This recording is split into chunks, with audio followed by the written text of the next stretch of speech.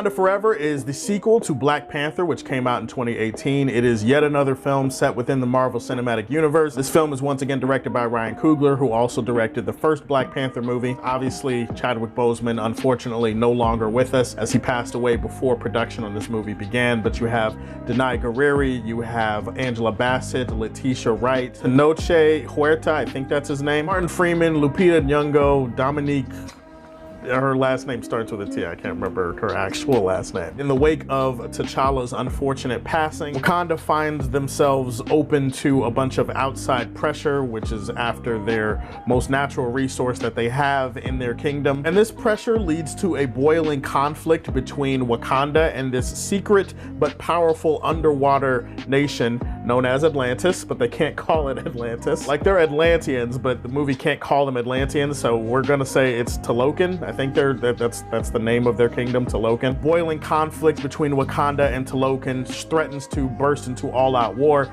Meanwhile, Shuri and the rest of Wakanda are still trying to process their grief over the unfortunate demise of T'Challa. There is, this is gonna be a very difficult review. I could see the emotional manipulation with this movie early on. Like, I walked into the movie 10 toes down. I was like, you know what? I know what they're gonna do. They're gonna try to make me cry. They're gonna try to hit me in my feels. I'm not gonna let it happen, all right? I'm built tougher than that. Right away, like, the Marvel logo, like the intro played, and they did something different that I'm not gonna spoil. But as soon as I saw it, I was like, ah, hell, shit. Why did they? Oh God. Bring some tissues, bring some people to grieve with you, to hold on to you, because it's a very powerful movie. I could tell that Ryan Coogler and the rest of this cast wanted to bring the world in on the rest of their grief and the rest of their pain because of what happened to Chadwick. This movie actually had a very tough job at, like, juggling a tribute to Chadwick while also telling a compelling story, while also being an entertaining and quality follow-up to the first Black Panther movie, which was a huge cultural milestone for everybody. This movie is juggling a lot of different hats, and I would say for the most part, it juggles it pretty well. Ludwig Göransson, I'm pretty sure he worked on the score for the first one as well. He comes back to do the score for this one. This score is so powerful. Namor's theme is probably my favorite thing about it. But in terms of the cinematography, the costumes, the makeup, the set design, everything about how this movie looks, they once again do a great job at bringing you into the lush and beautiful and technologically advanced world of Wakanda. Other than a couple of scenes which were a little bit dark and dimly lit, I thought that for the most part, this is a gorgeous looking movie, one of the best looking movies, not just in Phase 4, but in the MCU period. You can tell that this cast obviously was very close to Chadwick, so it feels like a blending of their pain and their emotion with the characters that they're playing, and I thought most of it came across as pretty respectful. I would probably say Angela Bassett was probably my favorite. She is given a lot more to do here as the queen. She has to kind of juggle her duties as the queen of Wakanda with also her duties as a mother, while also still grieving the fact that she's lost her husband and her son now. I thought Letitia Wright was great. Shuri is kind of on this spiritual journey where she has to reconcile with losing her brother, her scientific mind, and the fight against tradition. Like, I thought some of that was some interesting stuff they were throwing in there with her character. I thought Tenoch Huerta was great as Namor. He's a great villain. He's an empathetic villain in the sense that you understand where he's coming from. You understand why he is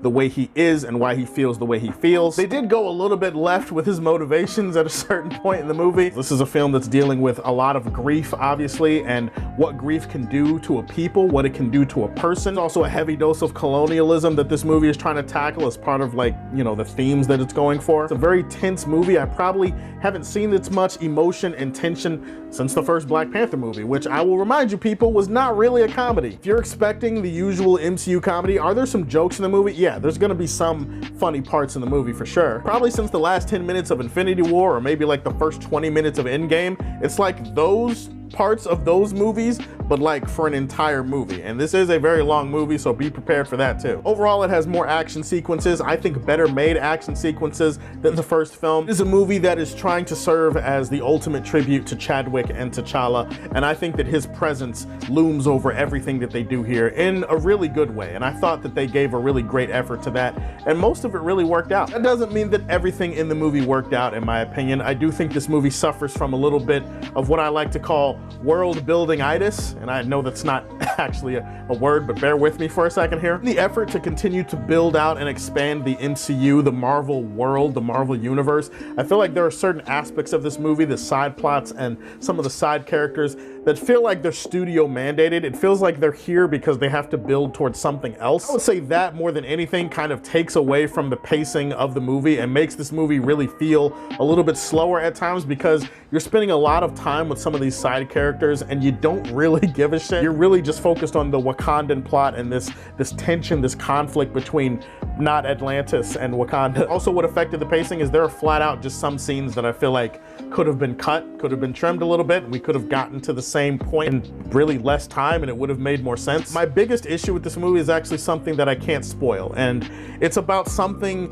that has to do with Chadwick and T'Challa and the way that they decide to portray his death in this movie. I can't say what it is, but all I can say is that it made me feel a little bit, it made me feel icky, it made me feel uncomfortable, and for that, it's something that was just sitting in my head the entire time I was watching the movie, even while I was enjoying pretty much everything I was watching. Wakanda Forever is an emotional roller coaster. It is a film that is action-packed, beautifully made, wonderfully acted, with a couple of things here or there that probably keep me from saying like it's the greatest thing since sliced bread. Wakanda Forever is one of the better MCU movies that you're gonna see. I'm gonna leave this one in the Silver Age for Man of Steel. I have a lot more videos to put out, so stay tuned for those. If you've seen the new Black Panther, did you like this one compared to the first one? Give me that in the comment section down below. Please like and subscribe to the Superfan Show, and if you like what you see, tell me how you feel, and stay tuned to hear more from the Man of Steel. Peace.